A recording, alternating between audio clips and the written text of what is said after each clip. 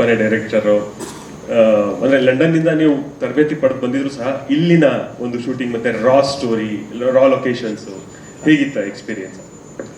ಭಯ ಖಂಡಿತ ಇತ್ತು, ಬಟ್ ಆಲ್ಸೋ ಅಪ್ಪ ತುಂಬ ಕಂಫರ್ಟಬಲ್ ಆಗಿ ಮಾಡಿಸಿ ಎಲ್ಲ ಕೆಲಸ ಹೇಳ್ಕೊಟ್ರು, ಹಿಂಗೆ ಮಾಡು ಅಂತ.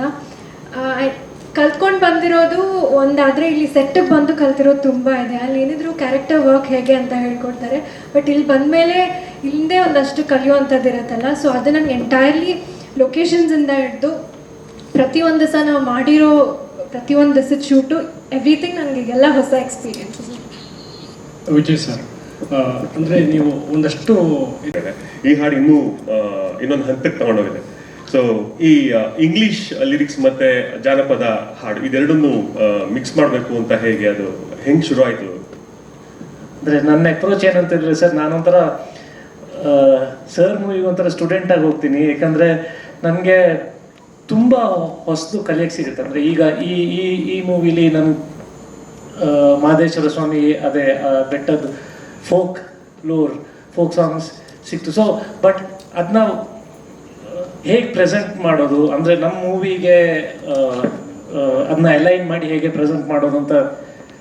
ಸೊ ನಾನು ಸರ್ ಇಬ್ಬರು ಅದನ್ನ ಹೇಗೆ ಈ ಫ್ಯೂಷನ್ ಹೇಗೆ ತಗೊಂಡ್ಬರೋದು, ಸೊ ಆ ಒಂದು ಪ್ರೋಸೆಸ್ಸಲ್ಲಿ ಈ ರ್ಯಾಪ್ ಯೂಸ್ ಮಾಡೋಣ, ಒಳ್ಳೆ ಆರ್ಟಿಸ್ಟ್ನ ಯೂಸ್ ಮಾಡೋಣ, ರ್ಯಾಪಲ್ಲೂ ಒಳ್ಳೆ ಲಿರಿಕ್ಸ್ ಒಳ್ಳೆ ತುಂಬ ಅರ್ಥಗರ್ಭಿತವಾಗಿರೋದನ್ನ ಏನೋ ತಗೊಂಡ್ಬರೋಣ ಅಂತ ಇದು ಸರ್ ಮತ್ತೆ ನನ್ನ ಡಿಸಿಷನ್ ಸರ್. ಬಟ್ ನಿಮ್ಮಿಬ್ಬರ ಕಾಂಬಿನೇಷನಲ್ಲಿ ಒಂದಷ್ಟು ಪೂರ್ತಿ ಸಬ್ಜೆಕ್ಟ್ ಫೈನಲೈಸ್ ಆದಮೇಲೆ ಈ ಟ್ರ್ಯಾಕ್ಗಳೆಲ್ಲ ಸ್ಟಾರ್ಟ್ ಆಗುತ್ತಾ ಹೇಗೆ ಅಂತ? ಸಾರಿ ಸರ್, ಈ ಸಬ್ಜೆಕ್ಟ್ ಪೂರ್ತಿ ಫೈನಲ್ ಆದಮೇಲೆ ಅಥವಾ ನೀವು ಡಿಸ್ಕಷನ್ ಕುಂತಾದ್ಮೇಲೆ ಇದು ಟ್ರ್ಯಾಕ್ ಹೋಗುತ್ತಾ ಅಥವಾ ಬರೀ ಸಾಂಗ್ಗಳಿಗೆ ಮಾತ್ರ ಪರ್ಟಿಕ್ಯುಲರ್ ಮಾತ್ರ ಮಾತಾಡ್ತೀರಾ? ಇಲ್ಲ ಸರ್, ಇದು ತುಂಬ ಸ್ಪಾಂಟೇನಿಯಸ್ ಆಗಿ ಆಗ್ತಾ ಇರುತ್ತೆ ಸರ್. ಅಂದರೆ ಇಂಪ್ರೊವೈಸೇಷನ್ಸ್ ಆಗ್ತಾ ಇರುತ್ತೆ.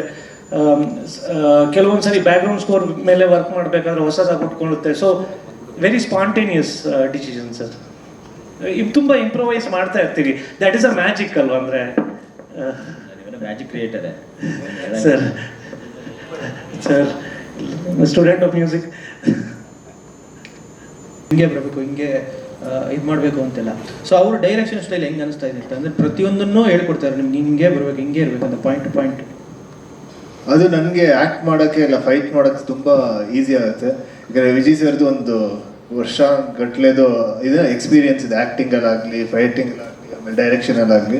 ಸೊ ಅವ್ರಿಗೆ ಒಂದು ಆ್ಯಕ್ಟರಿಂದ ಆ್ಯಕ್ಟಿಂಗ್ ಹೇಗೆ ಆಚೆ ತೆಗಿಬೋದು. ಈಗ ಒಂದು ಚಿಕ್ಕ ಸ್ಟಂಟ್ ಮಾಡೋಕ್ಕೆ ಒಂದು ಚಿಕ್ಕ ನುವಾನ್ಸಸ್ ಇರುತ್ತೆ. ಸೊ ಆ ವಿಷಯನ ಒಂದು ವಿಷಯ ಹೇಳಿದ್ರೆ ಅದು ನಮ್ಗೆ ಇನ್ನೂ ಈಸಿ ಆಗುತ್ತೆ. ಸೊ ಅದರಿಂದ ಅವ್ರ ಜೊತೆ ಕೆಲಸ ಮಾಡೋದು ತುಂಬ ಈಸಿ ಆಯಿತು ನನಗೆ. ಆಮೇಲೆ ತುಂಬ ಖುಷಿಯಾಗಿತ್ತು.